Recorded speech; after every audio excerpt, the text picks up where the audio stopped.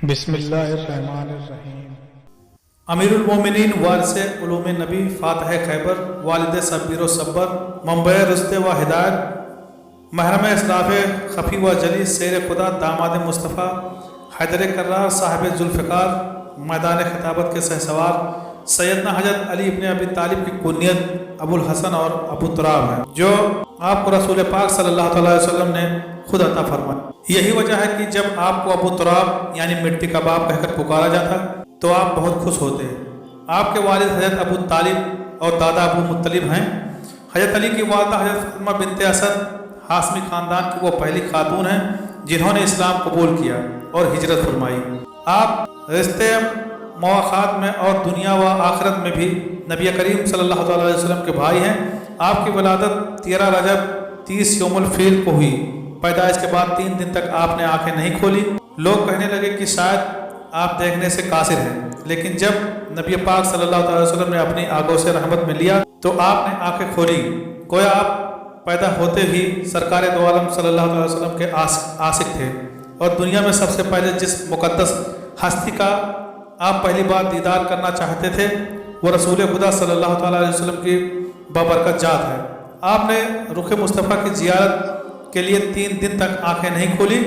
روایت میں آتا ہے کہ ایک مرتبہ حضرت علی رضی اللہ تعالیٰ عنہ کی جوانی کے عالم میں حضور صلی اللہ تعالیٰ علیہ وسلم نے فرمایا، علی رضی اللہ تعالیٰ عنہ مجھے یہ تو بتاؤ کہ جب آپ پیدا ہوئے تو آپ نے آنکھیں کیوں نہیں کھولی؟ جب میں نے گود لیا تو آپ کی دونوں آنکھیں کھلی تھی۔ حضرت علی رضی اللہ تعالیٰ عنہ عرض کیا، حضور اس لیے کہ میری پہلی نگاہ رخ مصطفیٰ صلی اللہ تعالیٰ علیہ وسلم پر پڑے۔ حضور پاک صلی اللہ علیہ وسلم کے سائے رحمت میں پرورش پائی، انہی کی گود میں ہوش سنبھالا اور پروان چڑھے۔ علم الہی کا لامحدود و خزانے سینہ نبوت سے حاصل کیے۔ آپ کی پہلی تربیت گاہ ہی گود رسالت تھی۔ آپ نے سرکار دو عالم صلی اللہ علیہ وسلم کی باتیں سنی، ان کی عادتیں سیکھی، اس لیے تو بتوں کی پوجا کی نجاست سے آپ کا دامن کبھی آلودہ نہ ہوا، یعنی آپ نے کبھی بت پرستی نہ کی اور آپ کو وجہ اللہ کا لقب عطا ہوا۔ آپ کی عمر مبارک 10 سال تھی کہ جب رسول پاک صلی اللہ علیہ وسلم نے اعلان نبوت فرمایا، جس پر حضرت علی نے فوری لبیک کہا۔ بعض نے 9 سال اور بعض نے 8 برس یا اس سے بھی کم روایت کی ہے۔ جس روز سرکار مدینہ صلی اللہ علیہ وسلم نے ہجرت فرمائی تو آپ کو اپنے بستر پر سونے کا حکم دیا اور فرمایا، میرے بعد کفار مکہ کی امانتیں لوٹا کر آنا۔ آپ نے اللہ کے نبی پاک صلی اللہ علیہ وسلم کے حکم کی تعمیل فرمائی۔ عجب بات ہے، تلواروں کی چھاؤں میں آپ اتنی سکون کی نیند سوئے کہ ایسی نیند پھر آپ کو کبھی نہ آ سکی، چونکہ آپ جانتے تھے کہ آج رات موت نہیں آ سکتی۔ آپ جیسا بہادر پورے عرب و عجم میں نہ تھا۔ آپ کی ہیبت و دبدبے سے بڑے بڑے بہادر لرزہ اندام تھے۔ آپ نے تمام غزوات میں سوائے غزوہ تبوک کے نبی کریم صلی اللہ علیہ وسلم کے ساتھ شرکت فرمائی، چونکہ غزوہ تبوک میں سرکار دو عالم صلی اللہ علیہ وسلم نے آپ کو اپنا خلیفہ بنا کر مدینہ منورہ میں چھوڑا تھا۔ 10 ہجری میں سرکار دو عالم صلی اللہ علیہ وسلم کے حکم سے آپ یمن کے سفیر بن کر اہل یمن کو دعوت اسلام دینے گئے، جہاں کثیر تعداد نے دین حق قبول کیا۔ قدرت نے آپ کو بہت سی خصوصیات عطا فرمائی۔ آپ فن کتابت کے بھی ماہر تھے۔ آپ کے ہاتھ کا لکھا ہوا قرآن پاک آج بھی ایران میں امام رضا کے عجائب گھر میں موجود ہے۔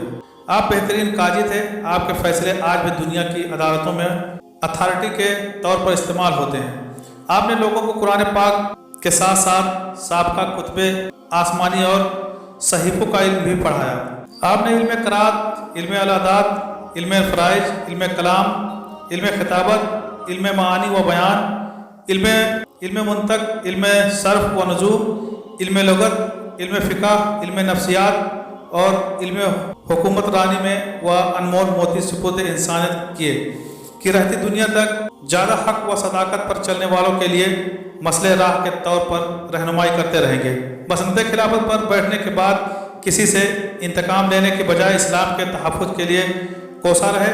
آپ نے تاجروں اور مزدوروں کی سرپرستی کا، کاشتکاروں سے تعاون، قیدیوں سے اچھا برتاؤ، دشمنوں سے عفو و در